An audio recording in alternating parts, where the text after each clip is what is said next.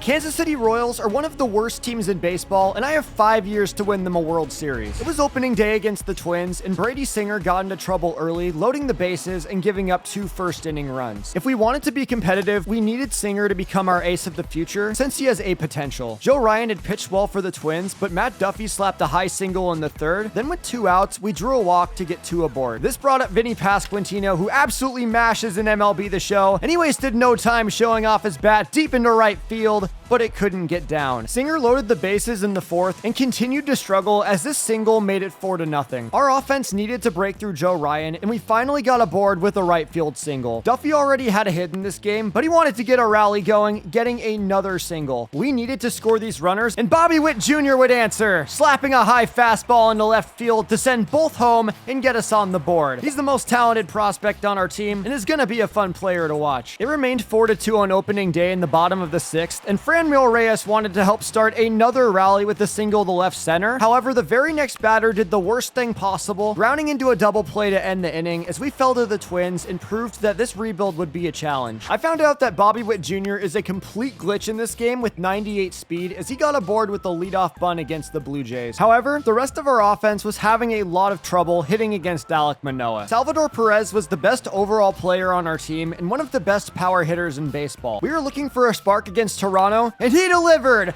launching this one high and deep to right center, going way back and clearing the fence. We really needed that one, and it helped us break through Manoah as Vinny Pasquantino bulleted this one into right field, going right past the outfielder to help Witt score from first. Singer was having a great day on the mound, but he was starting to lose his command. Of course, that brought up Vlad Jr., one of the most feared hitters in baseball, and he took advantage of Singer, driving a changeup way back to tie the game on a bases-clearing double. Then Toronto was looking for more runs, but thankfully, Singer got out of it with a clutch strikeout. Salvi had scored both of our runs today, but he was looking for more in the 8th inning, launching this pitch the other way into right center as it gets down and bounces into the seats for a double. However, while Salvi had a lot of power in his bat, he definitely isn't fast as he took off for third base and was thrown out to end the 8th. We were still tied in the bottom of the 9th and wanted a walk-off as Reyes hit this pitch back up the middle. But once again, the bottom of our order was too weak as Massey grounded into a double play and we were going to extras. Toronto scored a run and we got 2 aboard with a walk. Then with the game on the line, Nate Eden came through with a clutch RBI single to tie it up at 3-3. We suddenly had a great chance to win as Vinny P drew a full count walk to bring up Salvador Perez, but they had a submarine style pitcher in the game and we couldn't deliver. They managed to score 2 runs and we were once again in danger of losing as we laid down a really weird bunt but beat out the throw to load the bases. We were down to our last out with Hunter Dozier at the plate and he waited on the slider, launching it high and deep to center field. It's got a chance, going back, and the Blue Jays win in extra innings. We out-hit them this game, but just didn't have enough power. We were up in the bottom of the 9th against Minnesota, and they were down to their last out. However, we had struggled to finish games this season and loaded the bases with a walk. All we needed was 1 more out, but Gordon drew a full count RBI walk to tie it. We were once again in extra innings, and Minnesota wanted to end this one as the blooping RBI single got down and completed their comeback win. We were 9-19 at the end of April, and the season was sinking fast as our pitching was awful. Beating a good team like the Orioles could turn the season around, and Salvi launched this one into deep left center, going for a drive and into the seats as we take the lead in the bottom of the 7th. We really needed him to round the bases a lot this year as Edward Olivares followed up with a beautiful gapper into right field to get aboard with a stand-up triple. I learned that bunting is really fun when you have speed on your team, but this one was absolutely perfect down the third baseline. There were 2 on, and it was time for Vinny Pasquantino to cook, hitting a line drive into right field to clear the bases as the MLB's leader in batting average helped us beat Baltimore 10-0. Our bats were starting to come alive, and there was still a chance to turn this season around. However, we needed our pitching to take a step forward to do that, starting with Brady Singer. He struck out his first 3 batters, but gave up an RBI single to Andrew Vaughn in the 2nd inning. We had a chance to get on the board on offense, but Dylan Cease's slider was absolutely nasty. Thankfully though, Brady Singer rebounded from the run in the 2nd and got back to business. We still trailed by 1 in the 3rd, but we continued to get on base against the Cy Young finalists. Then with 2 outs, Edward Olivares came through in the clutch, blooping this pitch into right field. This was a great play on its own, but I played the game with auto base running on, and Samar Taylor decided to test the relay throw home and absolutely embarrassed himself to end the inning. It was frustrating to not get a run like that, and even more defeating as Yohan Moncada launched a double into right center field, scoring 2 more runs and securing the win for Chicago. We were in danger of being swept walked by the last place team in our division, but drew a walk. Then against the 2-2 count, the bottom of our lineup came up big as Drew Waters blasted a double into far right field, tying the game. I honestly had no idea who this guy was, but he was leading our whole team in OPS, and he deserved more credit for it. Waters sent us to extra innings as we continued to lay down good bunts this year, putting runners at the corners for Vinny P to complete the come-from-behind victory. We were 32-45, but it felt like our young core was really coming together. The Tigers had become the worst team in our division, and we were looking to take advantage of them for an easy win as their right fielder couldn't get to the ball, and we scored a run. We called up young pitching prospect Asa Lacy for an extra arm, and he had a no-hitter going through 3 innings. Our offense wanted to give the young arm some support as Vinny P continued his great season with a single. Lacy lost his no-hitter, but the Tigers were completely helpless against him through 5. It remained a 1-0 game in the bottom of the 5th as Michael Massey blooped a pitch right back up the middle to get a board. Then on the very next at-bat, we were introduced to the Water Boy, staring this one down and watching it stay fair for a 2-run shot. Who on earth is Drew Waters, and why is he so good? He's up to B potential and may have just become a very exciting part of this rebuild. While that was a fun win, we completely fell apart coming out of the All-Star break, sinking to last place. I'm rebuilding the Kansas City Royals, and there was no way we were gonna make the playoffs in the first year, so I decided to trade some decent veterans for prospects and then drafted some high potential pitchers. We had a really good chance to walk off a tied 9th inning game against Chicago, and Vinny P absolutely ripped this ball right to first base as it seemed we had run out of luck this season. We traded a few veterans, but I didn't have the heart to trade Salvi, and he made me feel really good about it, coming up with a game-tying solo shot with 2 outs in the 9th inning versus Toronto. We played some great games against the Blue Jays this season, and this may have been one of the best as MJ Melendez found a gap in the infield to let the runner test, and we took a 10th inning lead. We were 3 outs away from a clutch win, but Matt Chapman tied it up with a left field blooper. So many of these games refused to end, but Salvador Perez continued to carry our team with another RBI as we came out on top. The team was looking to end the year on a high note, sweeping the Tigers and looking for a win in their finale against the Yankees as we started out hot with an opposite field double into the corner. Olivares stole third, but with 2 outs, we missed the opportunity to score him and get on the board. Lacy had an up and down rookie season on the mound, but he looked really sharp through 3. It was only a matter of time before All-Star Vinny Pasquantino made his presence felt, and he rocketed this one right past the diving third baseman to score a runner all the way from first base. We took a 1-0 lead, but the Yankees offense woke up and Torres sent our outfielders on the run deep into center field as this one bounced off the wall and New York took a 2-1 lead. Our offenses were running out of chances, but Bobby Witt Jr. lined a single into short to get a board. Then on the very next pitch, Drew Waters came through in the clutch again, waving it goodbye and putting the cap on the first season of the rebuild. There were plenty of bright spots this year, but there's even more work to do to become a contender within 5 seasons. We needed starting pitchers, and we needed to add more power to our lineup. I added 4 guys in free agency who should help us bring up our win total. Jack Flaherty was our opening day starter, and we had greatly improved our pitching staff. The new addition struck out his first 2 batters, and then a familiar face would get us on the board as Vinny P launched a 4th inning pitch into the seats. He was an all-star last year, but he's looking for MVP. Flaherty has great potential, but I realized that he's still very far away from his ceiling as he gave up the game-tying RBI in the 5th, followed by 2 more runs. It felt like we had hit the ball hard in this game, but so many hits just weren't getting down, and we were getting really frustrated. We needed more power in our lineup, and I realized Garrett Cooper was a great choice as he launched a beautiful gapper to score a run in the 9th. The bottom of our lineup looked much better this season, and MJ Melendez was able to sneak this hit past the infield where it was bobbled, and we scored the tying run. Our bullpen was terrible in the 9th inning in season 1, and fans were on the edge of their seats as a 4-pitch walk put 2 on. Coleman needed to throw a strike, but he decided to put this one straight down the middle, and we lost another opening day. We absolutely needed to beat Minnesota this season if we wanted to make the playoffs, and Franmil Reyes looked to cut into their lead with this RBI double. We were down to our last out, and MJ Melendez continued his hot start at the plate with this double down the line. I really thought we could come back in this one, but Ricky Lopez was late on the fastball, and we lost again, starting the season off very poorly. We were 11-19, but so many of these games could have gone the other way. Even with our off-season additions, we weren't getting the luck we needed in one-run games, and some of these strike calls really weren't helping. We were running out of time to turn our season around, but beating the Dodgers would be a really good start as Bobby Witt Jr. lined a double deep into left center. Runners were at the corners, and we could walk this one off with 1 swing, but we went to extras yet again. Thankfully, LA didn't score, and we put 2 on with a walk. From there, all we needed was a sacrifice fly to win, and Nicky Lopez hit this one very weakly the other way as we thankfully finally caught a break as the throw came came in offline, and we beat the Dodgers. That win gave us the confidence to get our record to 21-25, as we had 7 guys batting above 750 OPS, and the pitching looked at least a bit better. I play more extra inning games than any MLB The Show creators I've ever seen, as we trailed the Reds 2-0 in the 11th. We signed Ian Happ this offseason for his bat and versatility, and he had a chance to save the game. On the first pitch he got, he had a weak grounder past the shortstop to score 1. Then with 2 on, we pinch hit Garrett Cooper, and he did not disappoint, going the other way into right center field to tie the game. There was only 1 out, so we just needed to advance the runner from third, and Massey was able to avoid hitting this grounder into a double play to complete the comeback victory. Despite that big win, we lost our momentum for the rest of June, ending the month 20 games below 500. We absolutely needed to get this season back on track, and Bobby Witt wanted to do that on the very first pitch, starting this off with a leadoff home run. We had been short on dingers this season, and Salvi decided it was time to join the fun, going yard in the bottom of the 4th. It was 2-0 in the bottom of the 5th, but wait, there's more! Ian Happ gives this one a deep drive, and it becomes home run number 3 for the Royals, taking out their anger on Toronto. Happ and Cooper added a lot of production to our lineup this season, but it wasn't making a huge difference in the win column. We still needed pitching at the deadlines, and I saw that the Brewers were giving up on Casey Mize, and I was willing to give our starting third baseman and Nicky Lopez to get him. That left us with a hole to fill, and I saw an opportunity to sell high on Drew Waters while he still had value. He was having a down year, and Cleveland offered us a pitcher and a third baseman who could help us now and later. These moves greatly improved our lineup, and this was clear in our next game against Minnesota as we walked it off against them in extra innings. We had surged out of the All-Star break, and we're now only 9 games out of 500. A big reason for this success was the surge of new third baseman Tyler Freeman, making me feel good about trading our boy Drew Waters. We acquired Luis Gonzalez in the Rule 5 draft, and he allowed us to get runners at the corners and extras against Seattle. Then on the very next at-bat, Seattle had no answer for Vinny Pasquantino as he found a gap in the infield, and we won another close one. We continued to stay 10 games below 500, but we were looking to come back in our last series against Chicago as Salvi found extra bases. Ian Happ led our team in RBIs this season, and he was looking to add another one, hitting this double into left center field. We pinch hit Garrett Cooper, looking to take our first lead of the entire game, and he fouled this one off into right field, and the defender laid out and made this absolutely insane catch. Michael Massey was having a great day at the plate, and his success continued as he dribbled this one back up the middle to take the lead. Then we had a chance to score even more and would extend our lead 4-2 with this RBI single. However, our bullpen collapsed, giving up a 2-run shot to tie the game. But just like he had done the entire rebuild, Salvi delivered, hearing the perfect crack of the bat and watching this moonshot break the tie. We didn't trade Salvador Perez again, and I absolutely don't regret it, as of all the faces we added over the past 2 seasons, he's the one we end the season on. We didn't make the playoffs in either of these first 2 years, but I'm feeling really good about this rebuild.